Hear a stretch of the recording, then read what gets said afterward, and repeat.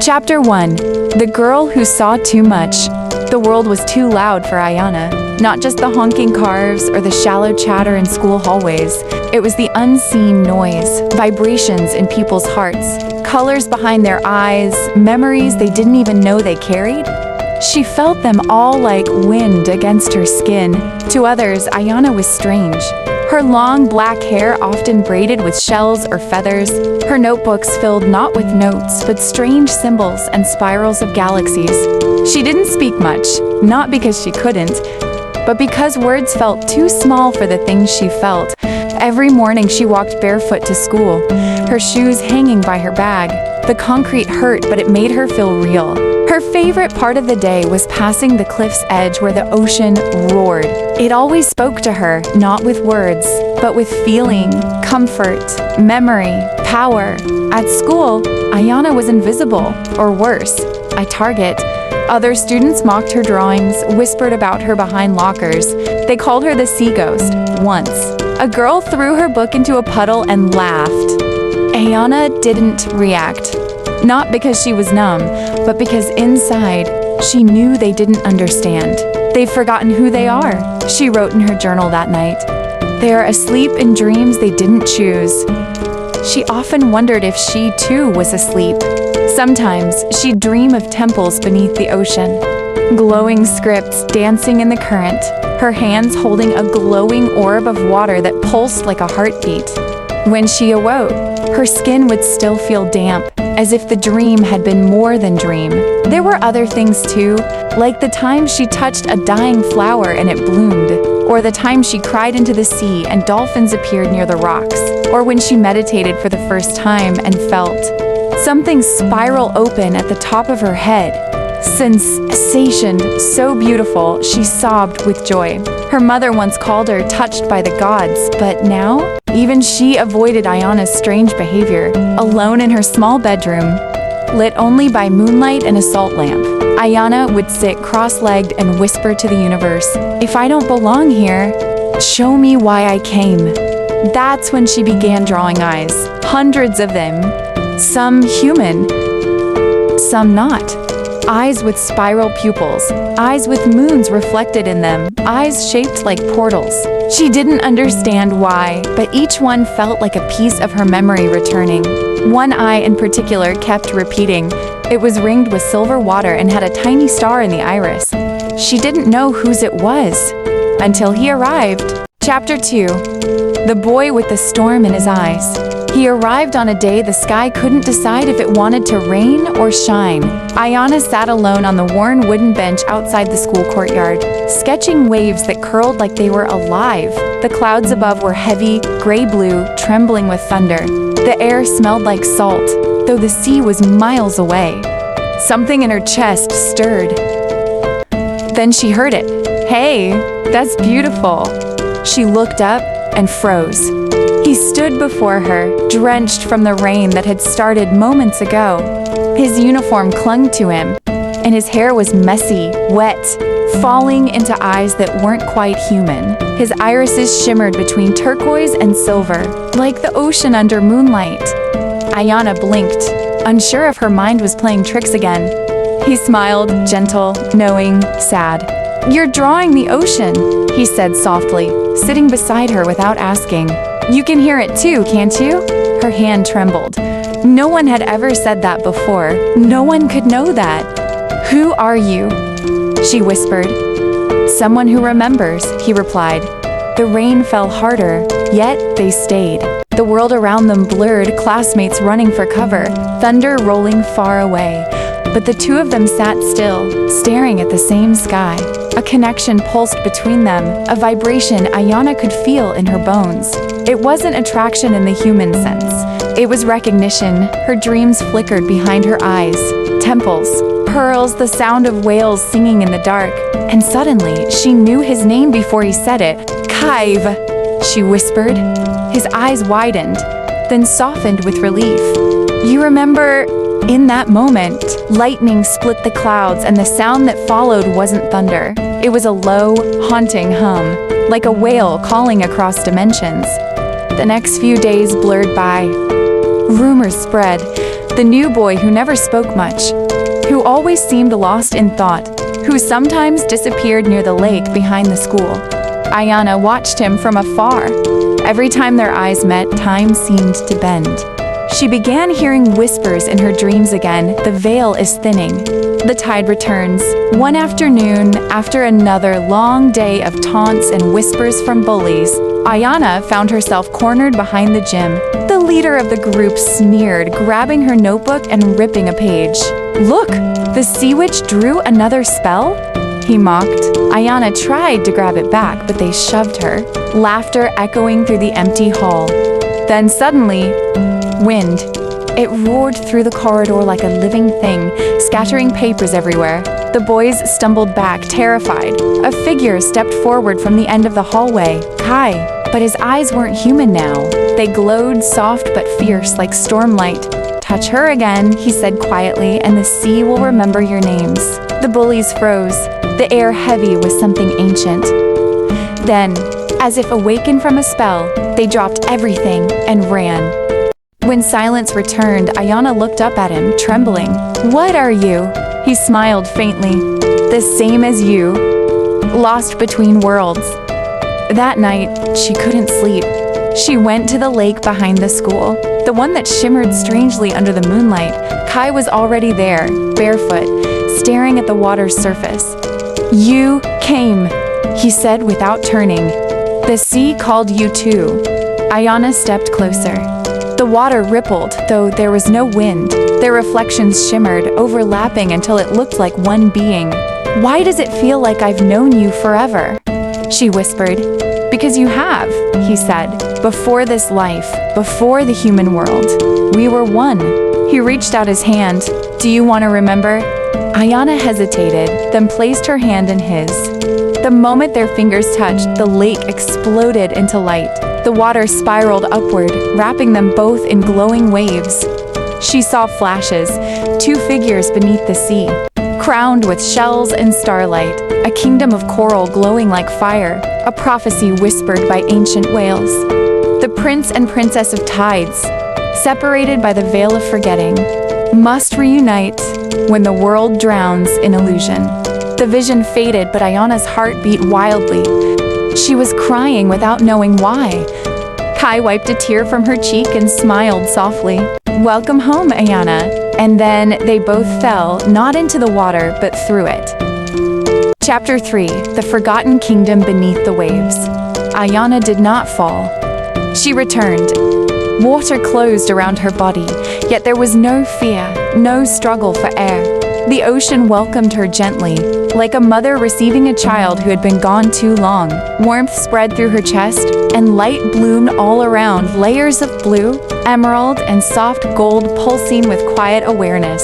When she opened her eyes, her body was no longer human. Where her legs had been, a long iridescent tail moved effortlessly. Scales reflecting memory rather than light. Ancient symbols shimmered faintly along her skin, responding to her heartbeat. Her hair floated freely, dancing with the current as if it had always known how. She felt no shock, only recognition. Before her stood Kai, but not the boy from school. This Kai carried centuries in his gaze. A crown of living coral and starlight rested upon his head, shifting subtly with the water. His presence was calm, vast, and steady, like the deep ocean itself. "Do you remember?" His voice echoed inside her mind. Ayana nodded slowly. "Not everything, but enough." He smiled gently. Awakening comes in tides. Around them, the forgotten kingdom revealed itself. Crystal towers rose from the ocean floor, glowing softly from within. Bridges of light connected coral palaces. Ancient guardians slept curled around temples, their slow breaths shaping the currents. The entire city hummed with a low, harmonic song that resonated directly with Ayana's soul. "This place was never meant to rule," Kai said. "It was meant to remember." Memories stirred within her, standing beside Kai not as rulers, but as guardians. Councils of beings from many realms, a world above slowly forgetting its unity, replacing truth with fear and separation. "So we chose to descend," Ayana whispered. "Yes," Kai replied. To forget ourselves, because only those who forget can truly teach remembering. Suddenly, the water at the kingdom's edge darkened. A distortion rippled through the currents like ink in clear water. The Shadow Queen Kai said quietly, "She feeds on forgetting." Fear rose, then dissolved. Ayana placed her hand over her heart. Light radiated outward, igniting the symbols on her skin. The city responded. Towers brightened. Guardians stirred. "I didn't come back to hide," she said steadily. "I came back to remember and to help others remember who they are." Kai bowed his head, not as a prince to a princess, but as one awakened soul to another. "The sacred union begins within," he said. "When inner division ends, outer unity follows." Above them, the surface shimmered, the human world still asleep. Ayana looked upward, knowing now their love was not an escape. It was a mission. Chapter 4. The Veil Between Worlds. Ayana felt the pull before she saw the surface. It was gentle but insistent, like a tide calling her upward. The light above shimmered, thinning, and the forgotten kingdom began to soften around her, not fading, but folding inward, as if it existed beyond time rather than beneath the sea. "You must return," Kai said softly. Her heart tightened. "Already?" "Yes," he replied. "Remembrance must be carried into forgetting. That is how worlds heal." Ayana looked around the kingdom one last time, the glowing towers, the ancient guardians, the living light etched into stone and water. She understood now that this place did not disappear when unseen. It lived within her. Kai reached for her hands. When their palms touched, energy surged, not passion, not longing, but alignment. Two frequencies locking into harmony. "Remember this," he said. "We are not separated by distance, only by awareness." The water brightened suddenly, spiraling upward. Ayana felt her body shift, light folding inward, scales dissolving into skin. The ocean released her gently. She woke on the shore near the lake, human once more, breath steady, heart racing. The night air was cool. Stars shimmered above her like open eyes. For a moment, she wondered if it had all been a dream. Then she felt it. A quiet hum in her chest, a warmth behind her eyes, a knowing deeper than thought. The world looked the same, trees, water, distant lights, yet everything felt thinner, as if reality were a curtain instead of a wall. In the days that followed, strange things began to happen. Ayana noticed her thoughts shaping outcomes. When she moved with fear, obstacles appeared. When she moved with calm intention, paths opened effortlessly. People around her reacted differently too, some drawn to her presence, others uncomfortable without knowing why. "The world mirrors vibration," she wrote in her journal. "What I believe, I broadcast." Dreams returned stronger than before. She saw symbols, spirals, gates opening within the heart. She heard the ocean speaking in silence. Separation is an illusion maintained by belief. At school, the bullying softened, not because people changed, but because Ayana no longer resonated with it. Their words passed through her like wind through water. One evening, standing before a mirror, she looked into her own eyes and finally understood. She was not here to escape the world. She was here to wake it up, far away, beneath layers of shadow and distortion. The Shadow Queen watched the currents shift. A crack had formed in the veil, and through that crack, light was returning. Chapter 5. The Law of the Inner Tide. Ayana began to notice the pattern. It wasn't loud or dramatic, it was subtle, precise, and undeniable. Life responded not to her words, but to her state. When she moved through the day carrying doubt, small resistances appeared, missed buses, misunderstandings, sudden fatigue. When she centered herself, breathed, and aligned inwardly, reality softened. Doors opened. People smiled without reason. Timing bent. One afternoon, sitting alone beneath a tree near the lake, Ayana closed her eyes and listened. Not outward, inward. Beneath her thoughts, beneath emotion, there was a steady current, calm, aware, powerful. This is the true self, she realized, and this is what the world responds to. That night, Kai appeared in her dream, not as a memory, but as presence. "You are learning the law of the inner tide," he said, standing beside her in a vast ocean of stars. Humans call it the law of attraction, but attraction is only the surface. "What is beneath it?" Ayana asked. "Resonance," Kai replied. "The world does not give you what you want. It reflects what you're aligned with." Images unfolded around them, people chasing love while believing they were unworthy, seeking abundance while fearing loss, praying for peace while holding inner war. When the inner ocean is turbulent, Kai continued, the outer world mirrors chaos. When the inner ocean is still, reality reorganizes itself naturally. Ayana felt the truth settle into her body. This was why awakened souls were often misunderstood. Their presence disrupted unconscious patterns. Their calm exposed inner noise in others. "Is that why some people feel uncomfortable around me now?" she asked. "Yes," Kai said gently. "Not because of who you are, but because of who they are not yet ready to face." The next day, Ayana tested it. Instead of reacting to negativity, she observed it. Instead of forcing outcomes, she aligned her intention and released attachment. The results were immediate. Conversations softened, solutions appeared.